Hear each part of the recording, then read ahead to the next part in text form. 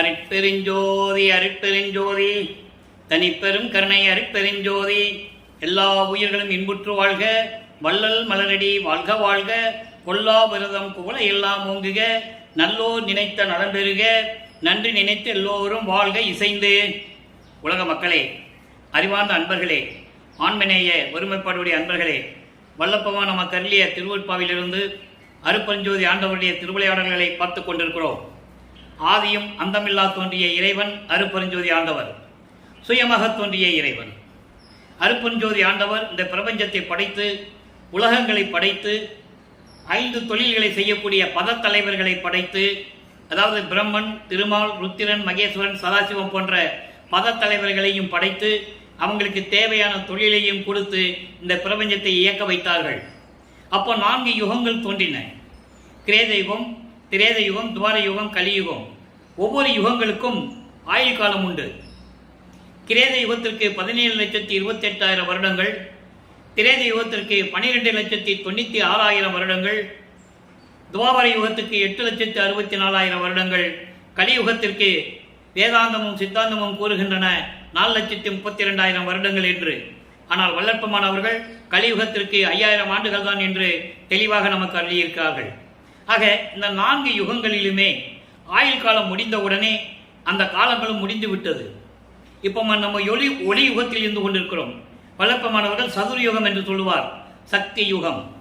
அந்த யுகத்தில் இருந்து கொண்டிருக்கிறோம், சுத்த சன்மார்க்க காலத்தில் இருந்து கொண்டிருக்கிறோம். இந்த எல்லாம் முடிந்தவுடனே இந்த 4 யுகங்களிலுமே சமயங்களும் மதங்களும் மார்க்கங்களும் தோன்றி அதற்கேற்ற கர்த்தாக்களை உருவகங்களாக அமைத்து, சைவ சமயத்துடைய தலைவன் சிவபெருமான், வைஷ்ணவ சமயத்துடைய தலைவன் விஷ்ணு, கௌபாரத்துக்கு தலைவன் முருகன், இப்படி ஒவ்வொரு சமயத்திற்கும் காணாபத்தியம் விநாயகர், சௌரம் சூரியன், சாகரம் அம்மையார் அம்மை, இப்படி எல்லா தலைவர்களையும் அமைத்து அவர்களுக்கு ஏற்றபடி உருவங்களை அமைத்து, அந்த உருவங்களுக்கு ஏற்றபடி ஆலயங்களை அமைத்து, ஆலயங்களுக்கு ஏற்றபடி வழிபாட்டு முறைகளை அமைத்து மக்களை வழிபட செய்து விட்டார்கள். இதெல்லாம் முடிகின்ற காலகட்டத்தில் உலக மக்களுக்கு என்று ஒரு மார்க்கம் வேண்டும், ஆன்மீக மார்க்கம். அது சுத்த சன்மார்க்கமாக இருக்க வேண்டும். எல்லா மக்களும் சமரசமாக வாழ வேண்டும், முரண்பாடுகள் இல்லாமல், வேற்றுமைகள் இல்லாமல் ஒற்றுமையாக இன்புற்று வாழ வேண்டும் என்பதற்காகவே அருட்பெருஞ்சோதி ஆண்டவர் சுத்த சன்மார்க்கத்தை நிறுவி தன்னுடைய செல்வ பிள்ளையை இந்த பூலகிற்கு ஒரு தாயின் வழியாக வருவிக்க செய்தார். வருவிக்க உற்ற இடம் மருதூர் என்ற ஒரு கிராமம், சிதம்பரம் அருகிலே மருதூர் என்ற ஒரு கிராமம். ராமையா பிள்ளை சின்னையம்மாருடைய தம்பதிகளுக்கு 5வது மகனாக வருவிக்க உற்றார். அதை நீங்க நல்லா புரிஞ்சுக்கணும். வருவிக்க உற்றார், இறைவன் அருளால் வருவிக்க உற்றார். அப்போ ஒரு தாயின் கருவறையிலே பிண்ட வடிவத்திலே, பௌதிக வடிவத்திலே இருக்கும்போது எப்படியெல்லாம் தனது தந்தை அருட்பெருஞ்சாண்டவர் வந்து அருளினார் என்பதை பார்த்து விட்டோம். கருவறை இருட்டாக என்று சொல்லும் பொழுது அங்கே மகனுக்கு ஒளிகாட்டியது. தன் மகன் பசி என்று ஒரு தாயின் கருவறையிலே இருக்கும்போது சொல்லும்போது அங்கே அருளமுதம் ஊட்டியது. உடம்பு புழுக்கமாக இருக்கிறது என்று சொல்லும்போது அமுத காற்று வீசியது. எல்லாமே ஒரு தாயின் கருவறையில் இருக்கும்போது நடந்து கொண்டிருக்கிறது. அதன் பிறகு 5 மாத குழந்தையிலே சிதம்பரத்துக்கு அழைத்து சென்ற போது, ஏதோ ஒரு திருவிழாவிற்காக அழைத்து சென்ற போது அங்கே தன் மகனுக்கு சிதம்பர ரகசியத்தை அருட்பெருஞ்சோதி ஆண்டவர் காட்டியது. தில்லை தலைத்திடையே திரைதூக்க தரிசித்த போது வேய்வகை மேல் காட்டாதே எந்தனக்கே வெளியாய் காட்டிய மெய்புறவா மெய்ப்பொருளை என்று கூறுவார். இதெல்லாம் இறைவனுடைய திருவிளையாடல் நடந்து கொண்டிருந்தது. 1823ஆம் ஆண்டு தொடங்கிய திருவிளையாடல், அருட்பெருஞ்சோதி ஆண்டவருடைய திருவிளையாடல் 30/1/1874 இரவு 12 மணி வரையிலும் 51 ஆண்டுகள் திருவிளையாடல் நடந்து கொண்டிருந்தது. அந்த திருவிளையாடல்கள் எப்படி நடந்தது, எந்தெந்த காலகட்டத்தில் நடந்தது என்பதை தான் திருவருட்பாவிலிருந்தே நாம் பார்த்து கொண்டிருக்கிறோம். திருவருட்பாவிலே கூறப்பட்ட சம்பவங்களும் சரி, பாடல்களுடைய விளக்கங்களும் அத்தனையும் உண்மையானவை, கற்பனையாகவோ கதையாகவோ அல்ல. வல்லப்பமானவர்கள் தெளிவாக நமக்கு அருளியிருக்கிறார்கள், அதை பார்த்து கொண்டிருக்கிறோம். இப்போ வல்லப்பமானவர்கள் வருவிக்க உற்று அருட்பெருஞ்சோதி ஆண்டவர் இந்த 51 ஆண்டுகளுடைய திருவிளையாடல்களை 8 ஆண்டுகளாக பிரித்து தன் மகனுக்கு அருளை கொடுத்துக் கொண்டிருக்கிறார். இப்போ வல்லப்பமானவர்கள் வருவிக்க உற்ற பிறகு 1ஆம் ஆண்டிலிருந்து 8 ஆண்டுகள் வரைக்கும் எந்த விதமான அருளையும் பெற முடியவில்லை, இறைவன் கொடுக்கவில்லை. நமது குழந்தை இறைவன் வல்லப்பெருமானவர்கள் பிள்ளைப்பெருமானவர்கள் மனம் ஒரு நிலையில் இல்லாமல் தனிமையை நாடிக்கொண்டிருக்கிறார். அப்போ தனிமையை நாடிக்கொண்டிருக்கும் போது 2வது 8 தொடங்கும் போது, அதாவது 9வது ஆண்டில் 6வது 3 ஆண்டில் ஆட்கொண்ட அருட்கடலே என்று சொல்லுவார். 6ஓடு 3வது ஆண்டிலே ஆட்கொண்ட கருணை கடலே என்று கூறுவார். ஆக அப்படியெல்லாம் 9வது ஆண்டிலே ஆட்கொண்ட பிறகு தன் மகன் முன் தோன்றி, மகனே, நீ என் மகன், என்னால் வருவிக்க உற்றவன், அதற்கான காரண காரியங்களை முன்பருவம் பின்பருவம் காட்டி உனக்கு கூறுவேன், தற்போது ஞானத்தை பெற்றுக்கொள் என்று சொல்லி ஞானத்தை வழங்கிவிட்டு பாடல்களை பாடக்கூடிய ஒரு ஆற்றலை கொடுத்துவிட்டு, பிரபஞ்சத்தின் உண்மைகளை சொல்லக்கூடிய ஒரு ஆற்றலை கொடுத்துவிட்டு அருட்பெருஞ்சாண்டவர் மறைந்து விடுகிறார். அப்ப இவருக்கு மறைப்பு நிலையை கொடுத்து விட்டு சென்று விடுகிறார். இவருக்கு என்ன நடந்தது இதுக்கு முன்னாலும் தெரியாது. என்ன நடந்தது என்பதை 6ஆம் திருமுறை மெஞ்ஞானம் கிடைத்த பிறகுதான் நமக்கு தெளிவாக வல்லப்பெருமான் அவர்கள் கூறியிருப்பார்கள். அது வரைக்கும் இவருக்கு மறைப்பு நிலை இருந்து கொண்டிருக்கிறது. இவரும் சமயங்களிலும் மதங்களிலும் மார்க்கங்களில் கூறப்பட்ட நெறிகளை பின்பற்றி கொண்டு அந்த நடைமுறையில் இருந்து கொண்டிருக்கிறார். திருநீறு பூசிக்கொள்ளுவதும், கடுக்கான் இட்டுக் கொள்ளுவதும், உத்ராட்ச மாலையை போட்டுக் கொள்ளுவதும், குத்து விளக்கு ஏற்றி பூ வைத்து இறைவனை வணங்குவதும், இதெல்லாம் சமயங்களிலும் மதங்களிலும் மார்க்கங்களிலும் உண்டு, இப்பவும் உண்டு. ஏன் அந்த நிலையில் இருந்தார் என்பதை நீங்கள் புரிந்து கொள்ள வேண்டும். அருட்பெருஞ்சாண்டவர் தன் மகனை சமயங்களிலும் மதங்களிலும் மார்க்கங்களிலும் இருக்க செய்து, அதன் பிறகு நான் அதில் இருந்து விட்டேன், அதில் எந்த விதமான பலனும் இல்லை என்று மக்களிடம் சொல்ல வேண்டும். ஏன்னா சுத்த சன்மார்க்கத்தின் கொள்கை அதுதான். அதை நம்ம பின்னால் விளக்கத்தை பார்க்க போறோம். இப்போ இந்த நிலையில் இருந்து கொண்டிருக்கிறார். அப்போ திருவருள் முறையீடு உதயமாகிறது. 232 பாடல்கள் 1ஆம் திருமுறை. 1ஆம் திருமுறையிலே 8 பதிகங்கள் உண்டு. அதிலே திருவருள் முறையிலிருந்து நம்ம ஆரம்பிக்க போறோம். 2ஆம் திருமுறை 113 பதிகங்கள், 1207 பாடல்கள். 3ஆம் திருமுறை 19 பதிகங்கள், அதிலே 235 பாடல்கள்.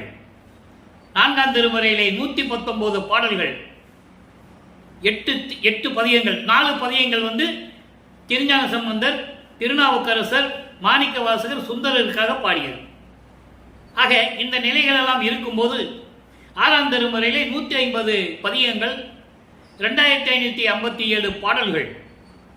இத்தனை பாடல்களுக்கும் இறைவனுடைய அருளால் விளக்கத்தை பெற்றுக்கொண்டு இந்த வள்ளலார் ஊழியர் உங்களிடம் விளக்கமாக சொல்லிக் கொண்டிருக்கிறேன். இப்போ திருவிளையாடலை பார்க்க போறோம். 1ஆம் திருமுறையிலிருந்து ஆரம்பிக்கிறோம். இப்போ திருவருள் முறையீடு மொத்தம் 232 பாடல்களை கொண்டது. இது வரைக்கும் 189 பாடலை பார்த்துருக்கோம். இன்னைக்கு 190வது பாடல். பாடலை நல்லா கவனிங்க. ஒவ்வொரு திருமுறையிலிருந்தும் அந்த காலகட்டங்களில் ஒவ்வொரு 8 ஆண்டுகளிலும் நமது பிள்ளை பெருமானவர்கள் எப்படி இருந்தார் என்பதை இந்த பாடலின் மூலமாக நாம் பார்த்து கொண்டிருக்கிறோம். எப்படியெல்லாம் இறைவன் தன் மகனுக்கு திருவிளையாடல் செய்து கொண்டு போக்கு காட்டி கொண்டு விளையாடி கொண்டிருக்கிறார் என்பதை பார்த்து கொண்டிருக்கிறோம். பாடலை நல்லா கவனிங்க.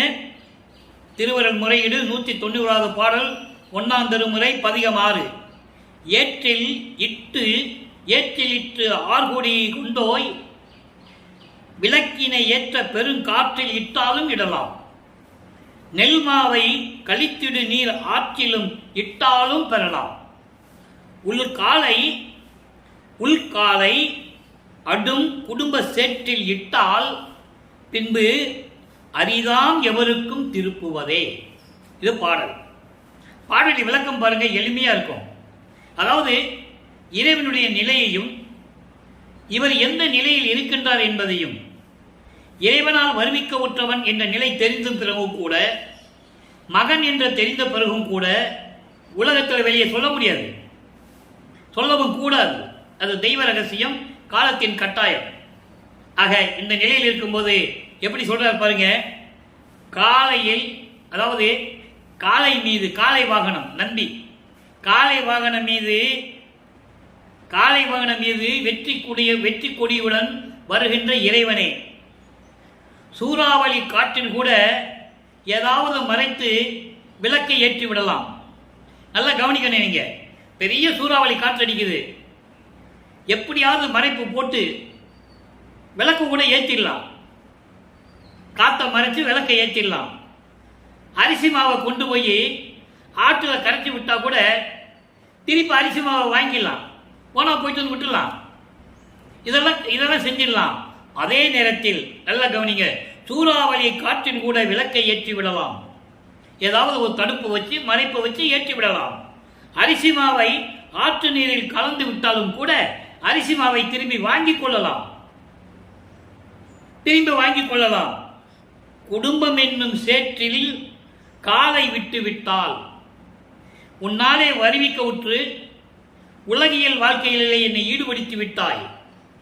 இந்த குடும்ப சூழலிலே காலை, இந்த குடும்ப சூழலாகிய இந்த சேற்றிலே காலை விட்டு விட்டால் வெளியே எடுக்கவே முடியாது, ஒட்டிக்கிட்டு இருக்கும், எடுக்கவே முடியாது. எல்லோருக்கும் இதே நிலைதான். எனவே என்னை அதிலிருந்து மீட்டு எனக்கு அருள்வாயாக என்று சொல்லுகிறார். பாடலுடைய மைய கருத்து அவருடைய மனநிலையை இறைவனிடம் கூறுகிறார். எப்பா, வருவிக்க விட்டு நீ சென்று விட்டாய், சூறாவளி காற்றோட விளக்கேற்றிடலாம். அரிசி மாவை ஆற்றில் விட்டா கூட அரிசி மாவை வாங்கிக்கலாம். அதே நேரத்தில் குடும்பம் என்னும் சூழலிலே அந்த சேற்றிலே காலை விட்டுவிட்டால் எடுக்கவே முடியாது.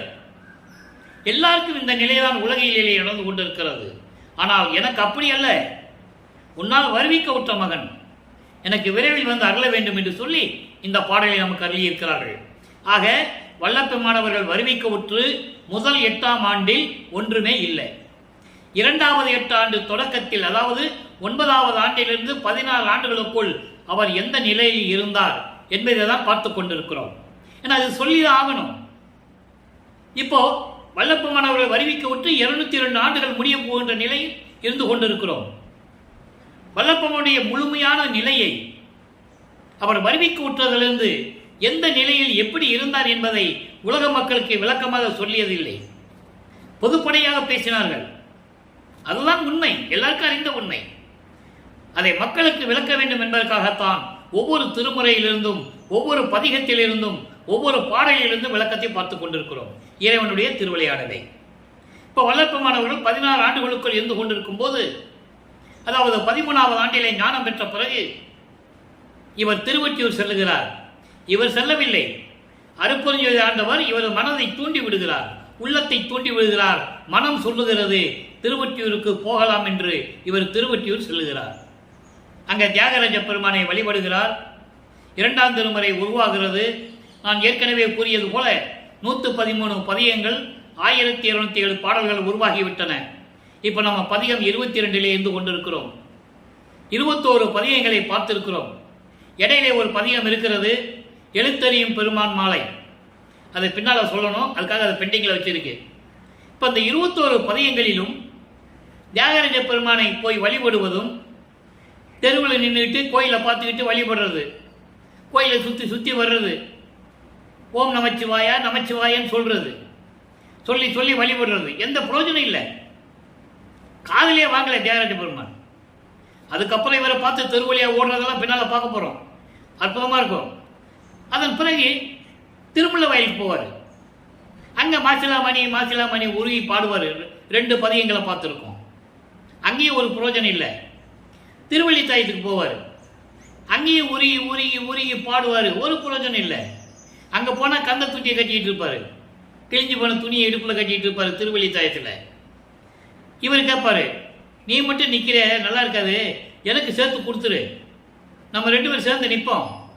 அப்பனும் பிள்ளையும் கந்த கோலத்தில் இருக்கிறாங்க, பிச்சாண்டி கோலத்தில் இருக்காங்கன்னு சொல்லட்டும், உலகம் வந்து உன்னை பழி சொல்லட்டும், அந்த பழிக்கு ஆளாகாத, சீக்கிரவான்னு சொல்லி எல்லாம் பாடுவார். அதெல்லாம் நம்ம பார்த்துட்டோம். இப்போ 22வது பதிகம் திருப்புகழ் விலாசம், 5வது பாடல்.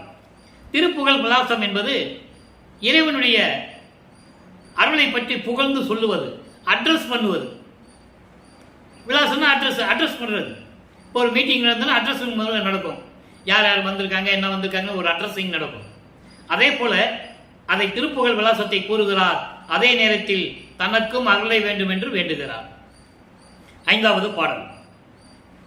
ஏலவார் குழலால் இடத்தவனே, என்னை ஆண்டவனே, எனது அரசே, கோலமாக மால் உரு கொண்டும் காணா குறைகள் பத கோமல கொழுந்தே ஞால மீதில் எம்போல்வார் பிழையை நாடிடாது அருள் நற்குண குன்றே சீலமேவிய தவத்தினர் போற்ற திகழ ஒற்றியூர் சிவபெருமானே. நல்லா கவனிக்கணும். இப்போ வல்லப்பமானவர்கள் சிவபெருமான், தியாகராஜ பெருமான், நடராஜன், சொக்கநாதன், மாசிலாமணி இப்படிதான் சொல்லிக்கிட்டே இருப்பார். ஏன்னா அப்போ அவருக்கு அதான் தெரியும். அருப்பஞ்சாண்டவரை பற்றி தெரியாதப்போ சுத்த சன்மார்க்கம் இருக்கிறது அவருக்கு தெரியாது. ஆக தன் மகனை சமயங்களிலும் மதங்களிலும் மார்க்கங்களில் ஈடுபட செய்து கொண்டிருக்கிறார் அருட்பெருஞ்சோதி ஆண்டவர். மகனை பக்குவப்படுத்த வேண்டும். அதே நேரத்தில் உலகத்திற்கு வருவிக்க விட்டதன் காரணத்தையும் உலக மக்களுக்கு தெரியப்படுத்த வேண்டும். அதை பின்னாளில் சொல்லுவார் அருட்பெருஞ்சோதி அகவலிலே, ஆன்ற சன்மார்க்கம் அணிவர என்னைத்தான் இன்று அமுதளித்த இனிய நற்றாயே. இன்னொரு பாடலிலே சொல்லுவார், அகத்தை கருத்து புறத்தை வெளுத்திருந்த உலக அனைவரையும் சகத்தை திருத்தி சன்மார்க்கத்தை அடைவித்திட அவரும் இகத்தே பரத்தை பெற்று மகிழ்ந்திடுவதற்கென்றே என்னை உகத்தே இறைவன் வருவிக்க உற்றேன், அருளை பெற்றேனே. இதை விட வேறு சான்றே கிடையாது. கலியுகத்திற்கு நான் ஏன் வந்தேன்னா, நான் ஏற்கனவே பல யுகங்களில் இருந்தவன். கலியுகத்திலே இறைவனால் நான் வருவிக்க உற்றவன். எதற்காக? மார்க்கங்களும் சமயங்களும் மதங்களும் ஒளிந்து விட்டது. இந்த உலக மக்களை எல்லாம் சன்மார்க்கத்தில் இணைத்து, சுத்த சன்மார்க்கத்தில் இணைத்து அவர்கள் மகிழ்வோடு வாழ வேண்டும் என்பதற்காக, இன்புற்று வாழ வேண்டும் என்பதற்காக, உயிரினங்களெல்லாம் இன்புற்று வாழ வேண்டும் என்பதற்காக நான் வருவிக்க உற்றவன் என்று கூறுகிறார். ஆக இந்த நிலையில் இருக்கும்போது இந்த பாட்டுடைய விளக்கம் பாருங்க. இயற்கை கூந்தலிலே இயற்கை மனம் கொண்ட, கூந்தலிலே இயற்கை மனம் கொண்ட என் அம்மை உமையாலை இடது பக்கமாக கொண்ட இறைவனே. இப்ப நல்லா கவனிக்கணும். இப்ப சிவபெருமான் சொல்லுவாரு, உமையாளன் சொல்லுவாரு, பார்வதின்னு சொல்லுவாரு, எல்லாம் சொல்லுவார். சுத்த சன்மார்க்கத்தை பெற்ற பிறகு இந்த நமச்சிவாய ஓம் சிவாய நமச்சிவாய ஓம் நம வரவே வராது. அங்கே தனி இறைவன் அருட்பெருஞ்சோதி ஆண்டவர். அந்த நிலையை இன்னைக்கு நம்ம பார்க்க போறோம். அப்படிப்பட்ட இறைவனை இப்போ சமயங்களிலும் மதங்களிலும் மார்க்கங்களிலும் ஈடுபட்டு கொண்டிருக்கிறார். அதில் மாற்று கருத்தை கிடையாது, இருந்துதான் ஆகணும். அப்புறம் தான் அது மாறி வருவார். ஆக இப்படி இருக்கும்போது அப்படிப்பட்ட இறைவனே கோலமாக மால் உரு கொண்டும், கோலம் என்பது பன்றி, பன்றி உருவம் எடுக்கிறான் திருமால். அது ஏராளமான பாடல்கள் உண்டு. நெடுமாலும் பன்றி என நெடுநாள் நேடியும் கண்டறியாத பூம்பாதங்கள் பூத்திடுமவனும் காத்திடுமவனும் புல் விலங்கு ஒரு கோடை நேடியும் ஏத்திடும் முடியும் கூத்திடும் அடியும் என்னும் காண்கிறேன் என்று சொல்லுவார். அதாவது திருமால் இறைவனுடைய திருவடியை பார்க்க முடியாமல், மெஞ்ஞானம் என்னும் கண் கொண்டு பார்க்க முடியாமல், அதற்கு ஒரு பாடல் உண்டு. நான்முகத்தோனும் திரு நெடுமாலும் மெஞ்ஞானம் என்னும் வான்முக கண் கொண்டு காணாமல். அவங்களுக்கு மெஞ்ஞானம் கிடையாது. மெஞ்ஞானத்தை வச்சு பார்க்க முடியாம உருமாறுகிறார்கள். தன் உருமாறியும் தேன்முக கொன்றை மொழியும் செந்தாமரை சேவடியும் ஊன்முக கண் கொண்டு காணாமல் தேடி நின்றார். அற்புதமான பாடல்கள் எல்லாம் உண்டு. ஆக திருவடியை பார்க்க முடியாமல், மெஞ்ஞானம் என்னும் திருவடியை பார்க்க முடியாமல் உருமாறுகிறான். பன்றி உருவமாக வராக அவதாரம் எடுக்கிறான். போய் பார்த்தும் திருவடியை பார்க்க முடியவில்லை.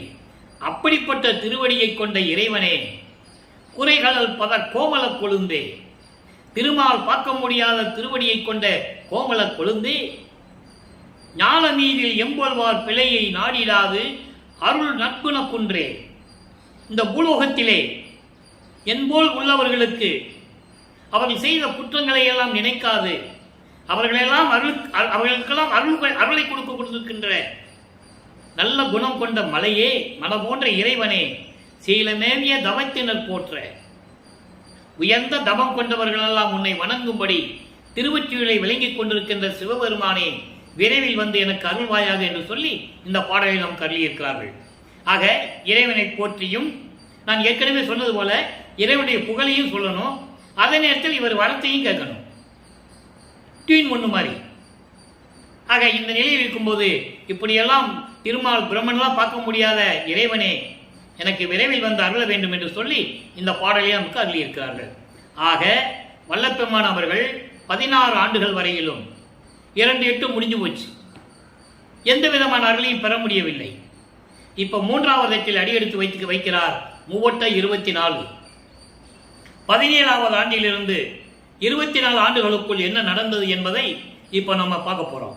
ஒவ்வொரு பாடல்களை பார்த்திருக்கோம், ஒவ்வொரு பதியத்திலிருந்து பார்த்திருக்கோம். இதுவரைக்கும் 3ஆம் திருமுறை 16 பதியங்களை பார்த்திருக்கிறோம். அதனுடைய ஒரு சுருக்கம். இந்த 16 பதியங்களிலும் வல்லப்பெருமான் அவர்கள் 17வது ஆண்டிலிருந்து 24 ஆண்டுகளுக்குள் இருந்து கொண்டிருக்கிறார். அந்த 8 ஆண்டுகள் அவர் என்ன நடந்தது உலக மக்களுக்கு சொல்லணும். வல்லப்பெருமானை பற்றி உலக மக்கள் சொல்லணும். அவர் பாடல் மூலமாக கொடுத்திருக்கிறார். அதை அவருடைய அறிவுரையின்படி, அவருடைய கட்டளையின்படி, அவருடைய தயவையும் கருணையும் பெற்றுக்கொண்டு இந்த வள்ளலார் ஊழியன் விளக்கத்தை கூறிக்கொண்டிருக்கிறேன். பாருங்க, 16 பதிகத்திலையும் இறைவனை பற்றி போற்றி பாடுவதும், இறைவனிலிருந்து எந்த அருளை பெற முடியாமல் மனம் வருந்தி நாரையையும் கிளிகளையும் தூது அனுப்பியதையும், அதிலும் எந்த விதமான பலனும் கிடைக்காமல் ஒரு புறத்தி பெண்ணிடம் போய் குறி கற்பதையும், அப்புறம் போய் ஒரு ஜோசியம் பார்க்கிற ஜாதகம் பார்க்கிறவர்கிட்ட போய் ஜோதிடம் கேட்பதையும் இப்படியெல்லாம் நாம் பார்த்து விட்டோம். இப்போ பார்த்துவிட்டு மனம் அவரிடம் செவிலித்தாய் எப்படியெல்லாம் சொல்லுகிறாள். தன் மகளிடம் தன்னை ஒரு தலைவியாகவும் இறைவனை தலைவனாகவும் வர்ணனை செய்து செவிலித்தாய் சொல்லுவது போல பாடல்களை எல்லாம் பார்த்து விட்டோம். மனம் சொல்லுகிறது, அவன் சுடுகாட்டில் இருக்க இடம் கிடையாது, சுடுகாட்டில் போய் படுத்து கிடக்கிறான், திங்கிறதுக்கு சோறு கிடையாது, தெரு தெருவா பிச்சை எடுத்துக்கிட்டு இருக்கான், கழுத்தில் மண்டை ஓடுகளை மாட்டிக்கிட்டு இருக்கான், பாம்பை சுற்றிக்கிட்டு இருக்கான், அவனை போய் எப்படி நீ கட்டி பிடிப்ப, எப்படி அவனோட வாழுவ அப்படின்னு மனம் சொல்லுவது போல, அதாவது உலக மக்கள் அவர் ஏசுவதை, உலக மக்களிடம் எப்படியெல்லாம் ஏளனமாக அவர் நடத்தப்பட்டார் என்பதை, எப்படி கேலியின் கிண்டல் செய்தார்கள் என்பதை பாடல் மூலமாக நமக்கு அருளி இருக்கிறார்கள். அப்படியெல்லாம் சொல்லியிருக்காங்க. அவரை இப்படியெல்லாம் போய் ரோடா அறிஞ்சிட்டு இருக்கப்பா, நீ என்னத்தை பெற போற, அவனே ஒரு ஆளு சுடுகாட்டில் போய் படுத்துக்கிட்டு இருக்க, அவங்ககிட்ட தான் நீ அருளை பெற முடியுமா, இப்படியெல்லாம் அவரிடம் பேசியதை பாடலாக நமக்கு அருளி இருக்கிறார்கள். அதை நம்ம பார்த்துட்டு இருக்கோம். இன்னைக்கு 17வது பதிகம், காதல் சிறப்புக்கு கதுவா மாண்பு. செவிலித்தாய் சொன்னால, அவனை போய் நீ காதலிச்சுட்டேயே, கல்யாணம் பண்ணணும்னு சொல்றியே, அதாவது அவன்கிட்ட அருளை பெற வேண்டும் சொல்லுகிறையே, உலக மக்கள் சொல்றாங்கல்ல, அந்த மனநிலையை பாடலிலே கூறுகிறார். அவன் எப்படி இருந்தாலும் சரி, செவிலித்தாய் சொன்னதுக்கு எதிர்ப்பு சொல்றது, பதில் சொல்றது. செவிலித்தாய் சொல்றா, இந்த நிலைகளெல்லாம் இருக்கிறவனை போய் நீ கல்யாணம் பண்ணிட்டு என்ன பண்ண போறேன்னு கேட்கும்போது, அந்த பதிகத்திற்கு 16வது பதிகத்தில் இருக்கின்ற 10 பாடல்களுக்கு இங்கே காதல் சிறப்பு கதுவா மாண்பு என்ற பதிகத்திலே பதில் உண்டு. ஒவ்வொரு பாடலுக்கு ஒரு கனெக்ஷன் உண்டு. அதான் கனெக்டிவிட்டின்னு சொல்லுவேன். இப்போ அது பார்க்க போறோம். நல்லா கவனிங்க, அற்புதமா இருக்கும். அதாவது உலக மக்கள் அவரை ஏசியதையும் ஏளனமாக பேசியதையும் பொருள்படுத்தாமல் எப்படி பதில் சொல்லுகிறார் என்பதுதான் பாடலின் மைய கருத்து. கூட இருந்தவர்கள், நட்பு வட்டாரங்கள், இவர் வருவிக்க விட்டதனால் ஏற்பட்ட சொந்தங்கள் உலகியலிலே, இவர்களெல்லாம் எப்படி அவரை பேசினார்கள், ஏளனாக பேசினார்கள், கிண்டல் செய்தார்கள், அவருடைய நிலையை எப்படியெல்லாம் தெரிவித்தார்கள் என்பதை பாடலின் மூலமாக நமக்கு அருளி இருக்கிறார்கள். அவங்கிட்ட போய் என்ன அருளை பெற போற, நீ இப்படியெல்லாம் இருக்கிறவன் அப்படின்னு சொல்லும்போது, அவன் எப்படிப்பட்ட இருந்தவனாலும் சரி, அவனை நான் கனவில் கூட நான் அந்த காதலை விடமாட்டேன்னு சொல்லுவாரே, அந்த நிலையில் இருந்து கொண்டு இன்னைக்கு அந்த பதிகத்தில் 2வது பாடலை பார்க்க போகிறோம். நல்லா கவனிங்க.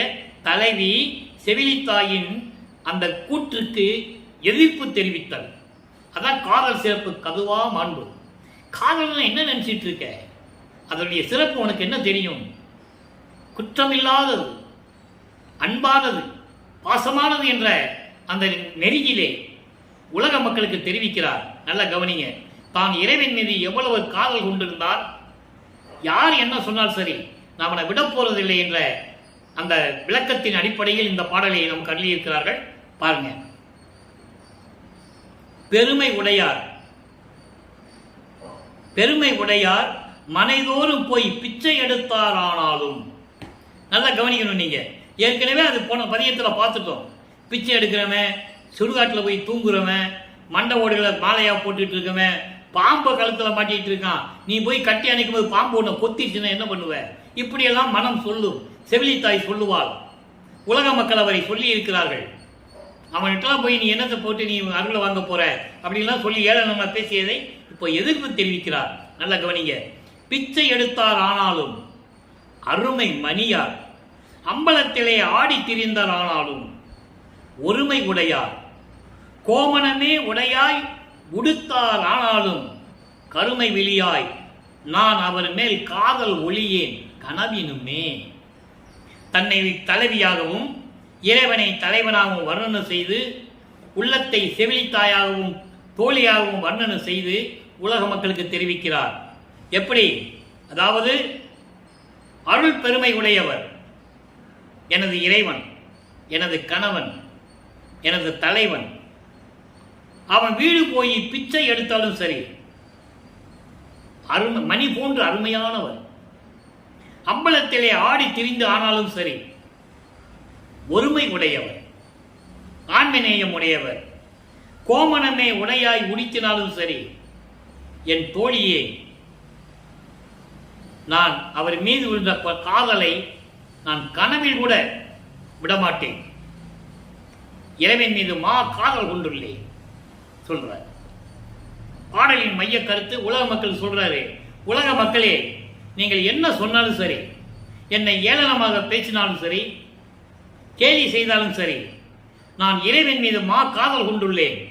அதை நான் கனவில் கூட விடமாட்டேன். எப்படிப்பட்ட இறைவன்! அவன் தெருத்துவ பிச்சை எடுத்திருந்தாலும் சரி, உடுக்க உடையிடலாமல் கோமணம் கட்டியிருந்தாலும் சரி, அவன் மீது கொண்டுள்ள காதலை நான் விடவே மாட்டேன், கனவில கூட விடமாட்டேன் என்று சொல்லி இந்த பாடலை நமக்கு அருளியிருக்கிறார்கள். ஆக வல்லற்பமன் அவர்கள் 24 ஆண்டுகள் வரையிலும் இறைவனிடமிருந்து எந்த அருளை பெற முடியாமல் இதே மனநிலையில் இருந்து கொண்டிருக்கிறார்கள். அதன் பிறகு 4வது எட்டில் அடியெடுத்து வைக்கிறார். 4:32 4ஆம் திருமுறை உருவாகிறது.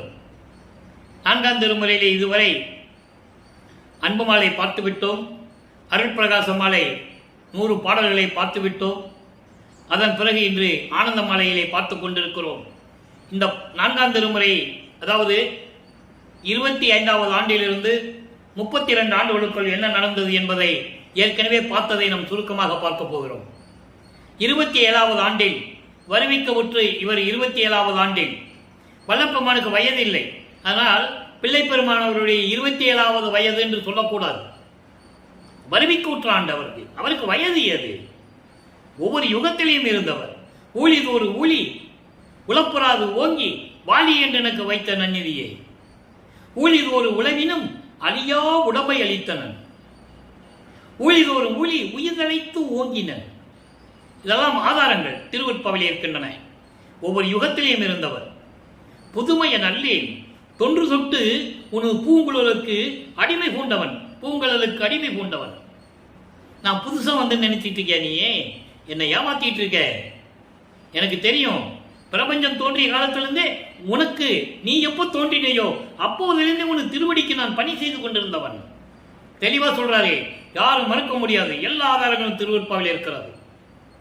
புதியன் என்ற என்னை போக்குதுரோ நீ பூர்வித்தினும் உன் பூங்கழலுக்கு அன்பு பூண்டவன். அந்த பலன் கணக்கினை இப்ப பார்ப்பதில் என்ன அப்படின்னு சொல்லுவார். என பழைய சொல்ல சொல்றியா? வேண்டாம், சீக்கிரம் வந்து எனக்கு அருளை கொடுத்துருன்னு சொல்றார். ஆக ஒவ்வொரு யுகத்திலையும் இருந்தவர். இது ஏன் கூறுகிறேன் என்றால் அவருக்கு வயது இல்லை. 27வது ஆண்டில் தனக்குடி அம்மையாருக்கு திருமாங்கல்யம் பூட்டி தாலி கட்டி அந்த அம்மாவுடைய கர்ம வினைகளை எல்லாம் தீர்த்து மோட்ச வீட்டை காட்டிவிட்டு, அந்த திருமணத்தின் போது திருமால், பிரம்மன், ருத்திரன் எல்லாம் அங்கே காத்து கொண்டிருக்கிறார்கள் வாழ்த்துவதற்கு. திருமண நிகழ்ச்சியிலே இருக்கிறார்கள். மனித கண்களுக்கு தெரியாது. நல்லா புரிஞ்சுக்கணும். நீங்க சினிமாலாம் பார்த்துருப்பீங்கல்ல, இந்த புராண படங்கள்லாம் பார்த்துருப்பீங்க. அப்படியே இறங்கி வருவாங்க, அங்கேயே அங்கேருந்து மலர் தூவுவாங்க, அந்த மாதிரிலாம் நடக்கும். அதே மாதிரி அங்கே உட்காந்துருக்காங்க. பாடலில் சொல்லியிருக்கிறாரு, அப்பா அம்மாவும் வரலன்னு வருத்தப்படுறாரு. அப்போ என்னுடைய தந்தையும் தாயும் அன்று நாள் இரவில் 2 குதிரை மாட்ட தேர்ல வந்து என்னை வாழ்த்து விட்டு சென்றார்கள் என்றெல்லாம் சொல்லுகிறார். இது திருவருட்பாவில் கண்ட உண்மைகள், இறைவனுடைய திருவிளையாடல். உலகியலிலே பல விளக்கங்கள் சொன்னார்கள். அதெல்லாம் வேண்டாம், நம்ம அந்த விளக்கத்துக்குள்ளே போக வேண்டாம். முதல் நாள் இரவில் தலையில திருவாச புத்தகத்தை சுமந்து கொண்டு போய் அந்த அம்மாட்ட இது குடித்து படின்னு சொன்னாரு, விடிஞ்சு போச்சுன்னு சொல்லுவாங்க. அது அந்த விளக்கத்துக்குள்ளே நம்ம போக வேண்டாம்.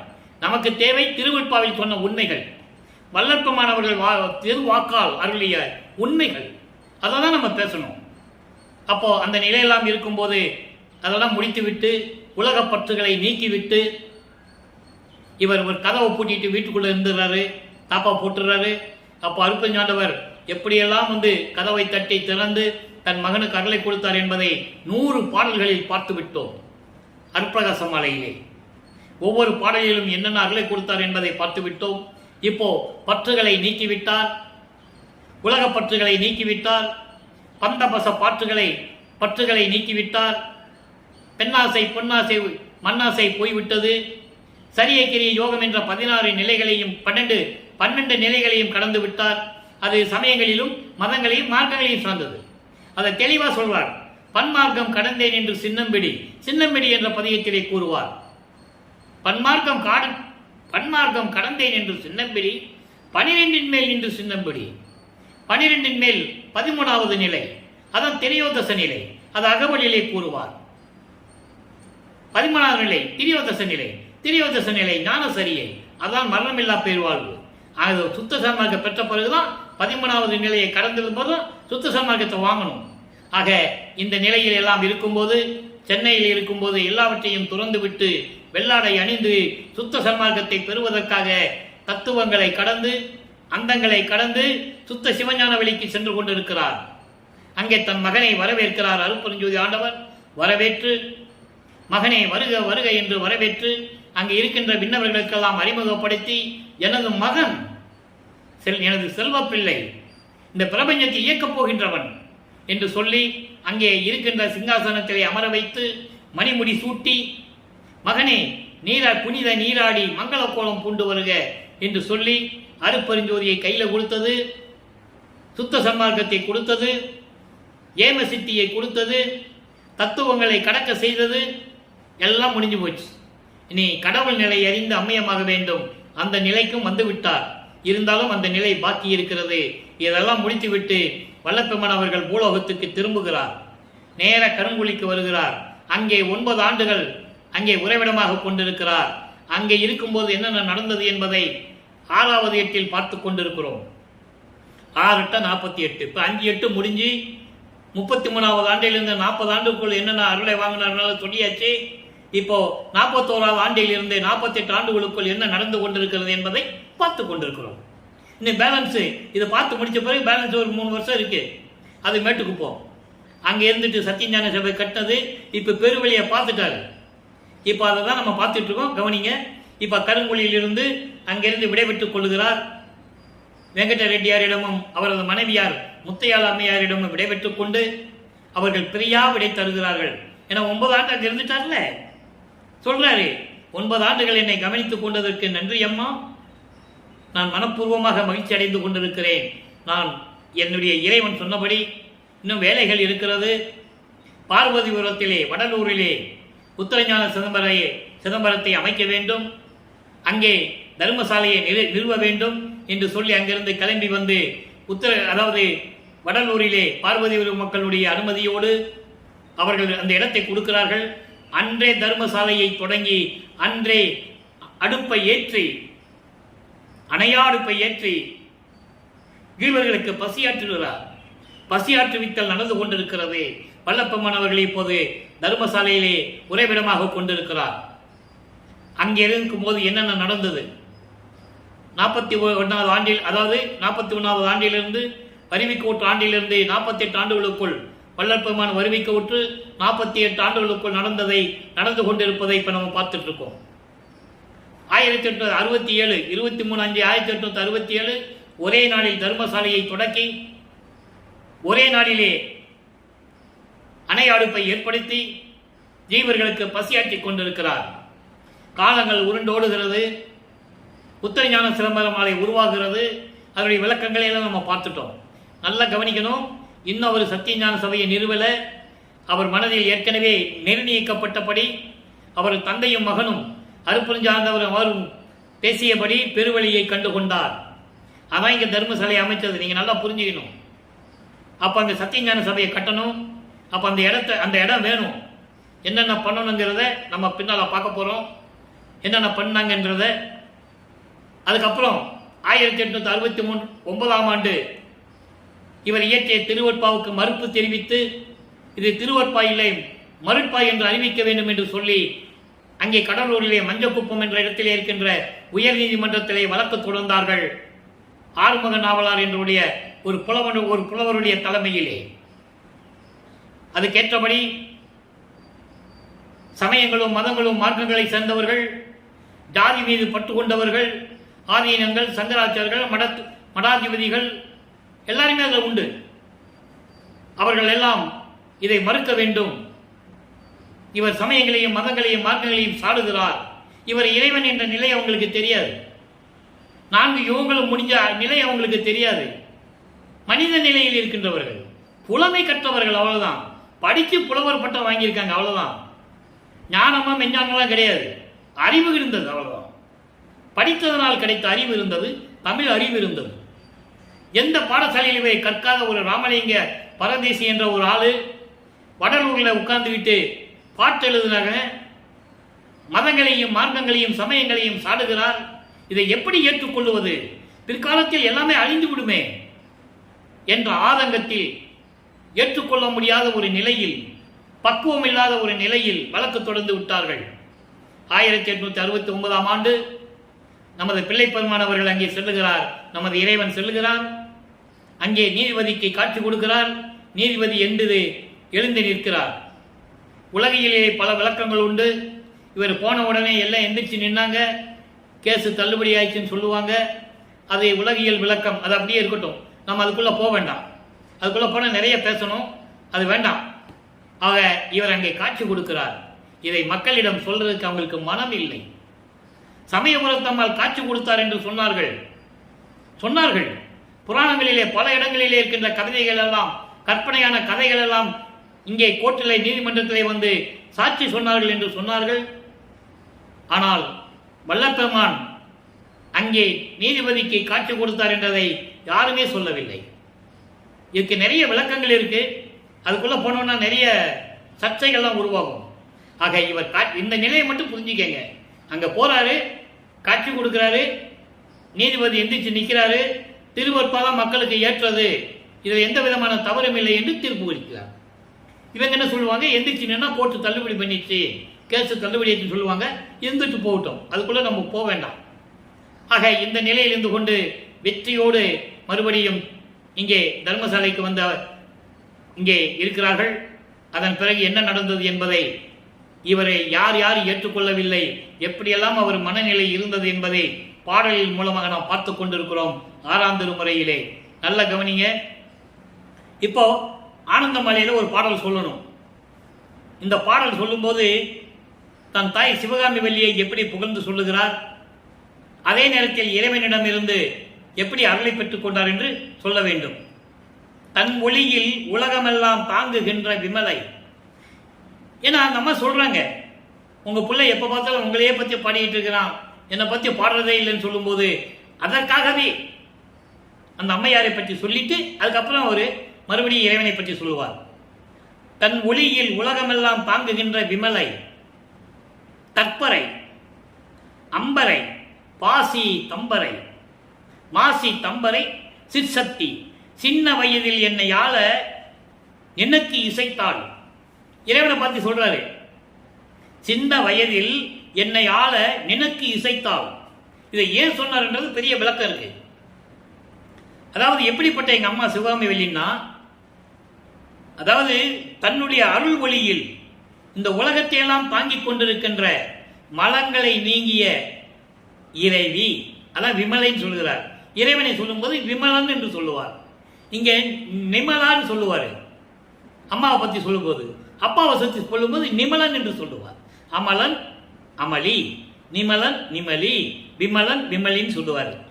தற்பரை, தற்பரை என்பது பராசக்தி என்று பொருள், அதாவது மெஞ்ஞானம் உடையவள். அம்பரை ஞான ஆனந்தம் கொண்டவள். பாசி தம்பரை பூர்வஞான, பூர்வஞான சிதம்பரத்திற்கு சொந்தமானவள். சிற்சக்தி மெஞ்ஞானம் உடையவள். இப்படிப்பட்ட என் அம்மை என்னுடைய சின்ன வயதில் மகனை ஆட்கொள்ளு என்று சொல்லி உனக்கு சொன்னாள். எப்படி அருமையா சொல்றாரு பாருங்க. நீ சின்ன வயதில் என்னை ஆள நினக்கு இசைத்தாள். அதான் 9வது ஆண்டு நடந்தது சொல்றாரு. அந்த அம்மா சொல்றாங்க அவர்கிட்ட, போதும் நம்ம பையனை நீ வருவிக்க செஞ்ச பிறகு 8 ஆண்டுகள் கஷ்டப்பட்டான், எவ்வளவு கஷ்டப்படுறான் புள்ள, சீக்கிரம் போய் அவனை ஆட்கொள்ளுங்கள் என்று சொல்ல 9வது ஆண்டிலே சின்ன வயதில் 9வது ஆண்டிலே என்னை ஆள உனக்கு சொன்னால் என் அம்மை. அதன் பிறகு சிவகாமி வள்ளி பெருந்தேவி உள்ளங்களிப்ப அப்படிப்பட்ட என்னுடைய அம்மை உள்ள மகிழும்படி மன்னிய பொன்வி மணி பொதுவில் அருளுடைய அம்பலத்திலே இன்ப நடம் புரிந்து விளங்குகின்ற துரையே, நின் மா கருணை திறத்தை உன்னி உவந்து உன்னுடைய கருணை திறத்தை நினைத்து மகிழ்ந்து உருகி பாடுகின்றேன், வணங்குகின்றேன், விண்ணப்பங்கள் வைக்கின்றேன். எங்கள் உடையானே, உன் அருளை அடைந்ததுக்கு அடையாளம் இதுவே என்று சொல்லுகிறார். ஆக இதெல்லாம் நிலைகள் முடிந்த பிறகு 6ஆம் திருமுறையிலே பதிகம் 78 தலைவி வருந்தல். ஏன் தலைவி வருந்தல் சொன்னார்? அன்பர்களே, நான் ஏற்கனவே கூறியது போல ஒவ்வொரு பதிகத்திற்கும் ஒவ்வொரு வரிக்கும் ஒரு விளக்கம் உண்டு. தலைவி வருந்தல் என்பது தன்னை தலைவியாகவும் இறைவனை தலைவனாகவும் வர்ணனை செய்து எப்படியெல்லாம் தோழியிடம் சொல்லுவது போல உலக மக்களுக்கு சொல்லுகிறார். நேரடியாக சொல்லியிருக்கலாம், நல்லா புரிஞ்சுக்கணும். நீங்க இதே பாடலை உலக மக்கள்கிட்ட சொல்றது போல சொல்லியிருக்கலாம். ஆனால் அவருடைய மனக்குமுறலை அந்த காலகட்டத்தில் இருந்தவர்கள் அறியாமல் எப்படியெல்லாம் இவரோடு இருந்தார்கள் என்பதை தெரியப்படுத்த வேண்டும். அதை தான் சொல்றாரு பாருங்க. காரிகையில் இவரை தன்னை ஒரு பெண்ணாக உருவப்படுத்தியதனால் காரிகையில் மைய கருத்து உலக மக்களே என்று பொருள். நல்லா வச்சுக்கணும். இவர் தன்னை ஒரு பெண்ணாக உருவப்படுத்தினால் பெண்களே என்று சொல்லுகிறார். காரிகையில் எல்லீரும் காண வம்பின் எனது கணவர் அழகினை என்றேன். ஏன் இவர் நம்பல?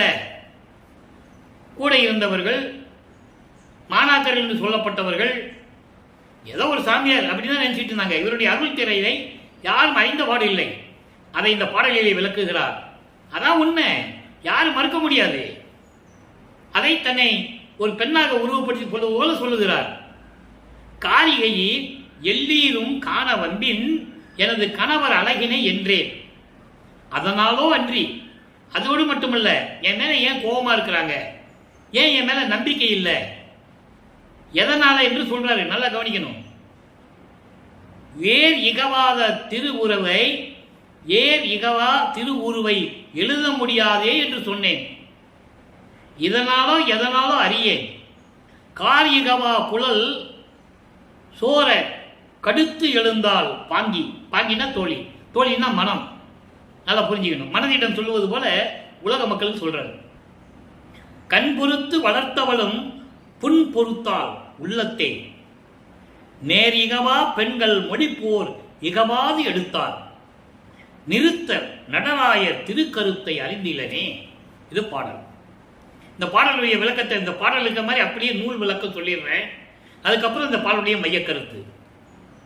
காரிகையில் பெண்களே, நீங்க எல்லாரும் பெண்கள் எல்லாரும் காண வாருங்கள், எனது கணவனை பார்க்க வாருங்கள் என்று நான் சொன்னேன். பெண்களே எல்லாரும், ஏன்னா இவர் தன்னை பெண்ணாக உருவப்படுத்துகிறார், தலைவி.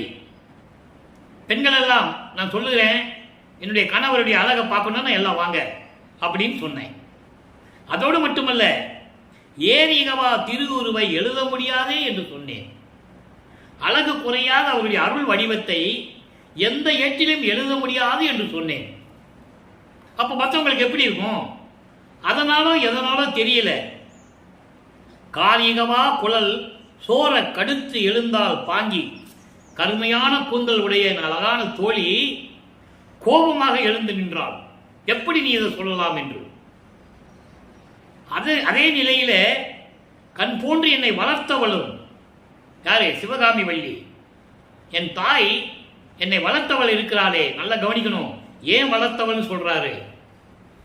அதுக்கு ஒரு பாடல சொல்லுவாரு. நீயே என் தந்தை அருளுடையாய், என்னை நேர்ந்து பெற்ற தாயே, அம்மையும் அப்பனும் நீதானே, எம்மையினும் என்னை விட்டு இறையும் பிரியாது அம்மையும் அப்பனுமாம் அருட்பெருஞ்சோதி. எனக்கு தாயும் தந்தையும் நீதானே என்று சொல்லுவார். அப்போ இவர் அருட்பெருஞ்சாண்டவர் தன்னுடைய அருளால் ஒரு மகனை பெற்றெடுத்து அதை சிவகாமி வள்ளியிடம் இந்த குழந்தை எனது குழந்தை செல்வப்பிள்ளை என்று பெயரிட்டு இருக்கிறேன். இவனுக்கு அமுதம் ஊட்டி அருளமுதம் ஊட்டி பவளும் தங்கத்தாலான தொட்டிலே சீராட்டி பாராட்டி எனக்கு வளர்த்து கொடு என்று கொடுப்பார். அதற்கான பாடல் திருவுற்பாவிலே இருக்கிறது. அந்த விளக்கத்தை எல்லாம் பார்த்து விட்டோம். அப்ப இவர் வளர்க்கிறார்.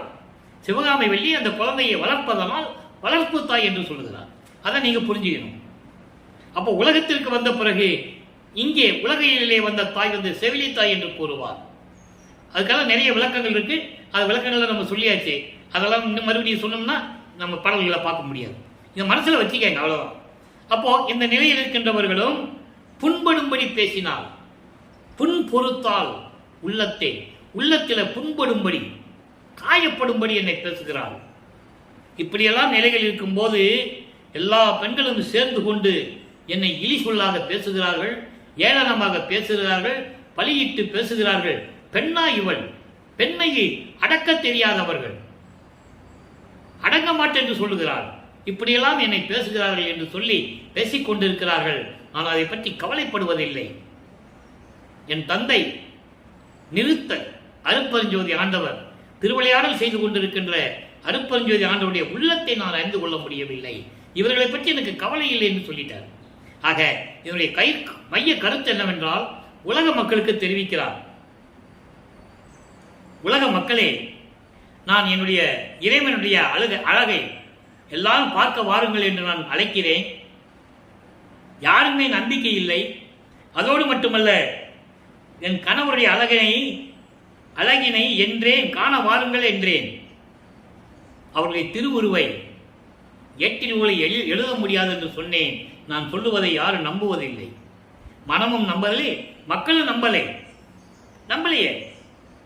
ஆக என்னை ஏளனமாக பேசுகிறார்கள், பழி போட்டு பேசுகிறார்கள் என்று சொல்லி இந்த பாடலில் நமக்கு அறிவிக்கிறார்கள். அடுத்த நிலை பாருங்க, பாமாலை ஏற்றல் என்ற பதிகம் 88வது பதிகம். இந்த நிலை தொடரும் போது மனம் வருந்துகிறார். யார் இவர் நம்ப மாட்டேன்றாங்க, சொல்றதையும் நம்ப மாட்டேன்றாங்க. சுத்த சன்மார்க்கத்துக்கு வாங்கன்னு சொன்னாலும் வரமாட்டேன்றாங்க. கூட இருக்கிறவங்களே ஜாதி பெயரை போட்டுட்டு இருக்காங்க. உத்திராட்ச மாலை போட்டுட்டு திண்ணூறு பூசிக்கிட்டு எல்லாமே பண்ணிட்டு இருக்கிறாங்க. அப்போ ஒரு மனநிலை எப்படி இருக்கும்? நல்லா யோசிச்சு பாருங்களேன். அந்த மனக்குமுறையிலே தான் இந்த பாடலிலே நமக்கு அருளி இருக்கிறார்கள் என்பதை நான் பதிவு செய்ய கடமைப்பட்டிருக்கிறேன். அடுத்து பாருங்க, பாமாலை ஏற்றல். நல்லா கவனிக்கணும். இன்னைக்கு 7வது பாடல்ல முன்பின் அறியாது மொழிந்த மொழி மாலையெல்லாம் அன்பில் இசைந்து அந்தோ அணிந்து கொண்டான். எப்படி நிலையை சொல்றார் பாருங்க. சமயங்களிலும் மதங்களிலும் மார்க்கங்கள் இருக்கும்போது எனக்கு எதுவுமே தெரியாது, முன்பின் அறியாது. இது நல்லதா, இது கெட்டதா, இது செய்யலாமா, செய்ய வேண்டாமா, அந்த அறிவெல்லாம் எனக்கு அப்ப இல்லை. அதனாலதான் சொன்னாரு, பேரு உபதேசத்துல சொன்னாரு, செத்தி வளாகத்திலே சுத்த சன்மார்க்க கொடி கட்டும் போது அங்க சொன்னாரு, அப்ப எனக்கு அற்பறிவாக இருந்தது என்று சொல்லுவார். அற்பறிவு என்பது மறைப்பு நிலை. அதான் இங்க சொல்றாரு, முன்பின் அறியாது. நல்லது கெட்டது தெரியாது, எது சொல்லணும்னு தெரியாது, எதை செய்யணும் செய்யக்கூடாது செய்யணுமான்னு கூட எனக்கு தெரியாது. அந்த காலகட்டங்களில் நான் பாடிய பாடல்களை எல்லாம் பிழைகள் என்று கருதாது அன்பில் இசைந்து அன்போடு அதை ஏற்றுக்கொண்டு எனக்கு அருள் செய்தான். என் பருவம் பாராது, நான் சின்னவனை என்று கூட பார்க்காமல், சிறியவன் என்று கூட பார்க்காமல் என் பருவரல் எல்லாம் தவிர்த்து, பருவரல்னா எல்லாமே அதில் டோட்டலாக அடங்கிடும். துன்பம், துயரம், வம்பு, வன்வினை, தீவினை எல்லாமே அதில் சேர்ந்துடும். இடம், பயம், எச்சல், எரிச்சல் எல்லாமே சேர்ந்துடும். அதை பருவல் என்று சொல்லுகிறார். இது எல்லாவற்றையும் நீக்கி சாதா வரங்கள் எல்லாம் தந்து, தாரா வரங்கள் எல்லாம் தந்து, எல்லா வரங்களையும், யாரும் பெற முடியாத வரங்களை எல்லாம் எனக்கு கொடுத்து, முன்பின் தெரியாத பருவத்திலே சிறியவன் என்று கூட பார்க்காமல், நான் பாடிய பாடல்களை எல்லாம் பிழை என்று கருதாமல், எல்லாவற்றையும் ஏற்றுக்கொண்டு எனக்கு எல்லாவற்றையும் கொடுத்து விட்டான் என் தந்தை, மகிழ்வோடு என் தந்தை கொடுத்து விட்டான் என்று உலக மக்களுக்கு தெரிவிக்கிறார். முதல்ல அவருடைய மனநிலையை சொல்றாரு. நல்லா புரிஞ்சுக்கணும். இப்படியெல்லாம் நான் சொல்றேன், யாரும் என்னை ஏற்றுக்க மாட்டேன்றாங்க, என்னை ஏளனமாக தான் பார்க்குறாங்கன்னு சொல்லிட்டு இந்த பாடலில் சொல்றாரு, இப்படியெல்லாம் நான் இருக்கும்போது என்னுடைய எல்லாவற்றையும் ஏற்றுக்கொண்டு நான் சிறியவன் என்று கூட பார்க்காமல் எனக்கு எல்லார்களையும் கொடுத்த இறைவன் என்று சொல்லுகிறார். அடுத்து எல்லாம் சொல்லிட்டாரா? இப்போ இறைவன் வர்றது சொல்லணும், உலக மக்களுக்கு சொல்லணும். இறைவு வரவு எம்புதல் என்ற பாடலில் இன்னைக்கு 7வது பாடலை பார்க்க போகிறோம். நல்லா கவனிங்க. இதெல்லாம் எந்த புராணத்திலையும் எந்த காவியத்திலும் இருக்காது, யாரும் சொன்னதில்லை. இந்த பிரபஞ்சம் தோன்றிய காலத்திலிருந்தே எத்தனையோ ரிஷிகளும் முனிவர்களும் தோன்றினார்கள், இல்லை என்று கூற முடியாது. யாருக்கு மெஞ்ஞானம் இல்லை, யாரும் சொல்ல முடியாது. தவம் இருந்தார்கள், அவங்களுடைய தேவைக்காக பெற்றுக்கொண்டார்கள். பிரமனையோ திருமாலையோ அம்மனையோ முருகனையோ விநாயகனையோ நினைத்து தவம் இருந்தார்கள். அவங்க வருவாங்க, மெச்சினோம் உன் தவத்தை, உன்னை விருப்பப்படி உன் தவத்தை கொடுத்து விட்டோம். அப்புறம் அவங்க சிரமப்படுவாங்க, அது வேற விஷயம். இப்படிதான் எல்லாமே நடந்தது. இவர் இறைவனை வருவதை எப்படி கூறுகிறார்? மாயை வினை ஆணவமா எல்லங்கள்லாம் தவிர்த்து வாழ்விக்கும் பெருங்கருணை வள்ளல் வரு தருணம். மாயைகள், மயக்கங்கள், உலக விடயங்கள், மண்ணாசை பெண்ணாசை போன்ற விதங்கள், ஆணவம் கண்மம் மாயை மாமாயை போன்ற மலங்கள் எல்லாவற்றையும் நீக்கி உலக மக்களை வாழ்விப்பதற்காக, தன்னை வாழ்விப்பதற்காக என்று சொல்லவே இல்லை. அதை தான் நீ புரிஞ்சுக்கணும். அதனால தான் அந்த விளக்க நான் சொன்னேன். இதுக்கு முன்னால் தம இருந்தாங்க, அப்படிதானே இருந்தாங்க. யாரும் என்னை கொல்லக்கூடாது, யாரும் என்னை ஜெயிக்கக்கூடாது, நான் நினைச்சதெல்லாம் நடக்கணும், இப்படிதானே வர இருந்தாங்க. இவர் அப்படி இல்லை. எல்லாவற்றையும் உலக மக்களை எல்லாம் வாழ்விக்க வருவதற்காக வள்ளல் கருணை உள்ளம் கொண்ட இறைவன் வருகின்ற தருணம் இது. மேய் அது இதுவாம், இது உண்மை, இதற்கு ஒரு ஐயம் இல்லை. இறைவன் வருவதை சொல்றாரு. யார்கிட்ட சொல்றாரு? மனசுகிட்ட சொல்றாரு. மனதிடம் சொல்லுவது போல உலக மக்களுக்கு சொல்றாரு. ஐயம் இல்லை, இப்ப ஐயமே கிடையாது, சந்தேகம் இல்லை. விரைந்து உலகம் அறிந்திடவே விளம்புக நீ மனமே, உலக மக்களுக்கு சொல்லிவிடு, இறைவன் வருகின்ற தருணம் வந்து விட்டது, உலக மக்கள் இன்பமாக வாழ வேண்டும் என்பதற்காக வந்து கொண்டிருக்கிறார், நீ அறிவித்து விடு, இது இறைவனுடைய கட்டளை என்று மனதிடம் சொல்லுவது போல உலக மக்களுக்கு சொல்லுகிறார். உலக மக்களே, நீங்கள் மாயையிலும் மயக்கங்களையும் சிக்கிக் கொண்டிருக்கிறீர்கள், ஆணவத்தினால் அடம்பிடித்துக் கொண்டிருக்கிறீர்கள். இவற்றையெல்லாம் நீக்கி உங்களை வாழ்விப்பதற்காக இறைவன் வருகின்ற நேரம் வந்துவிட்டது உலக மக்களே, இதில் எந்த விதமான சந்தேகம் இல்லை என்று கூறுகிறார். இதான் பாடலின் மைய கருத்து. அடுத்து, நாயகன் தன் குறிப்பிது என் குறிப்பு என நீ நினையே மனமே, இதை நான் சொன்னதில்லை, எல்லாம் நாயகன் வார்த்தை, நான் உரைக்கும் வார்த்தை நாயகன் வார்த்தை என்று கூறுவார். இறைவன் சொல்ல சொன்னார், எங்க அப்பா சொல்ல சொன்னார், சொல்லிட்டேன். உலக மக்கள் சொல்றாரு, உலக மக்களே, இது நானா சொல்றதில்லை, உலக மக்களுக்கு இறைவன் என்ன சொல்ல சொன்னாரோ நான் சொல்லிட்டேன். இறைவன் வருகின்ற நேரம் வந்து விட்டது, நாளைக்கே விரித்து உரைப்போம் என மதித்து தாழ்கேள். மனத்திட சொல்றாரு, நாளைக்கு சொல்லிக்கலாம் அப்படின்னு தாமதம் செய்யாதே. அதை அப்படியே உலக மக்கள் சொல்றாரு, உலக மக்களே, நாளை என்று இருக்காதீர்கள், இன்றே நீங்க வாருங்கள், சுத்த சன்மார்க்கத்துக்கு வாருங்கள் என்று அழைக்கிறார். தூய திரு அருப்பெருஞ்சோதி திருநடம் காண்கின்ற தூய திருநாள் மறுநாள் தொடங்கி ஒளியாவே. இனிமேல் எல்லாமே நமக்கு திருநாள் தான். சுத்த சன்மார்க்க காலம் தொடங்கிருச்சு, இறைவன் வரப்போறாரு. உலக மக்கள் நீங்க எல்லாம் சுத்த சன்மார்க்கத்தில் சேர்ந்துருங்க, நீங்க சந்தோஷமா வாழலாம், உங்களை வாழ்விப்பதற்காக தான் அவர் வந்து கொண்டிருக்கிறார். இனிமே வருகின்ற நாள்கள் எல்லாம் எல்லாமே திருநாட்கள் தான், தூய திருநாள்.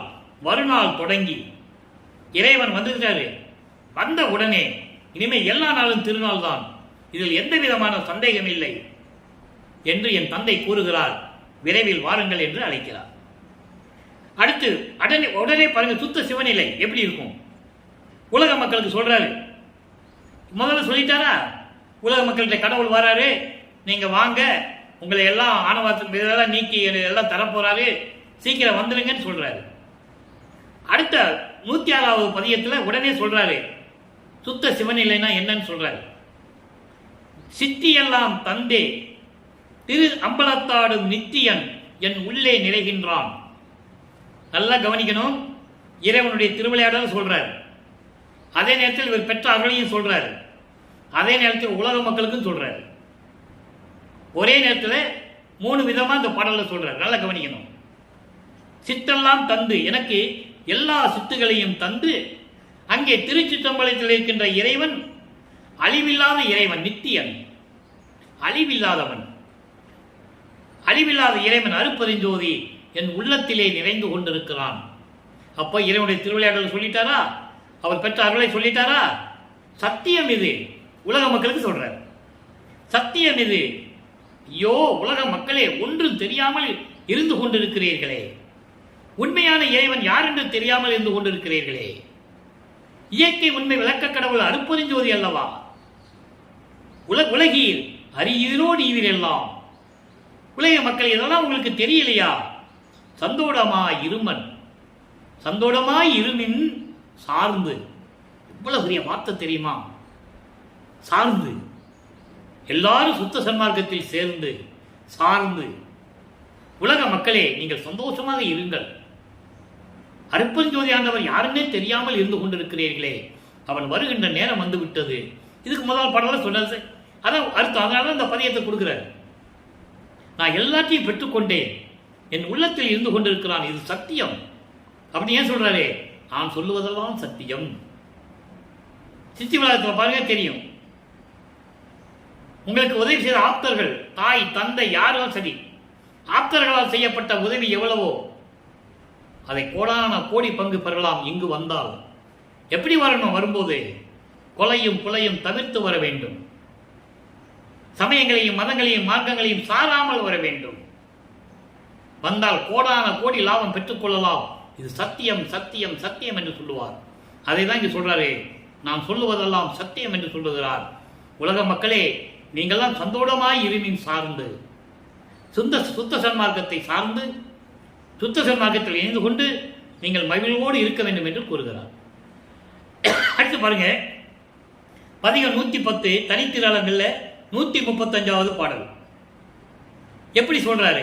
இப்போ எல்லாரும் சுத்த சன்மார்க்கம் வாங்கன்னு சொல்லிட்டாருல, அதுக்கு விளக்கம் 110வது பதிகத்தில் இந்த பாடல்ல இருக்கு. ஒவ்வொரு பாடலுக்கும் ஒரு கனெக்ஷன் உண்டு, கனெக்டிவிட்டி.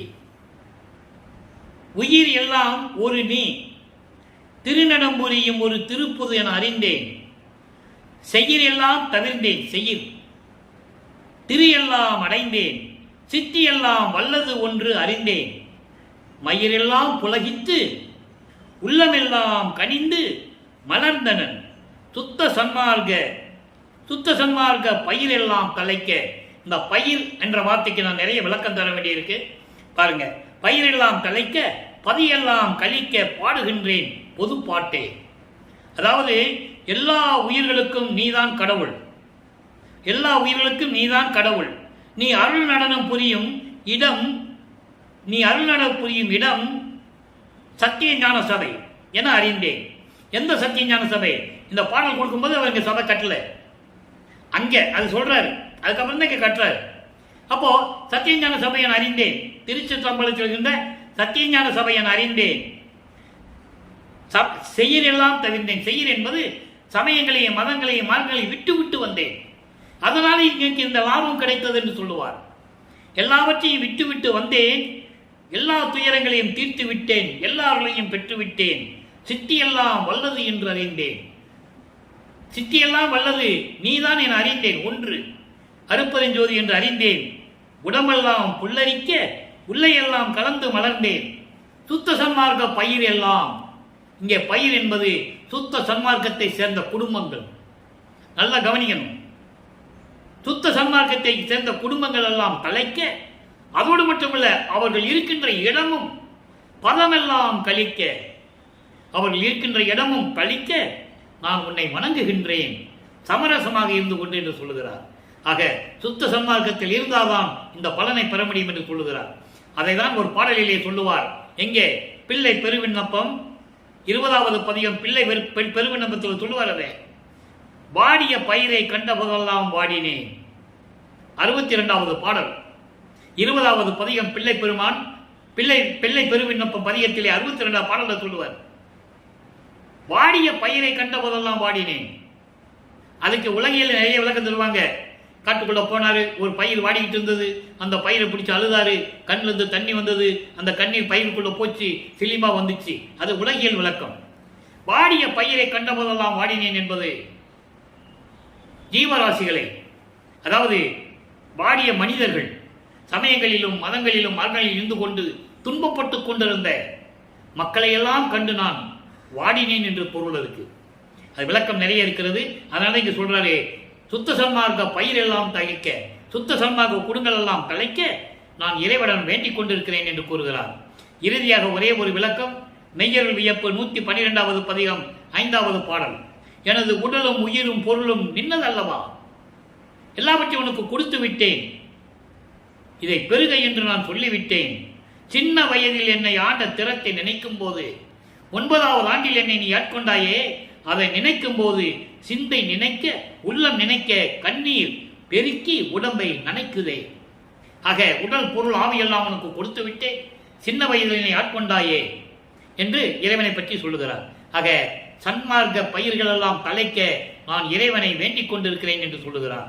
எனவே உலக மக்களே, நீங்களும் சுத்த சன்மார்க்கத்தில் இணைந்து அருட்பெருஞ்சோதி ஆண்டவரை வணங்கி அருட்பெருஞ்சோதி அருட்பெருஞ்சோதி தனிப்பெருங்கனை அருட்பஞ்சு மகாமந்திரத்தை உச்சரித்து இறைவனுடைய அருளையெல்லாம் பெற்றுக்கொண்டு இந்த உலகியலில் நீங்கள் வாழ்வாங்கு வாழ வேண்டும் என்று வாழ்த்தி இந்த வள்ளலார் ஊழியன் விடைபெறுகிறேன். நன்றி, வணக்கம்.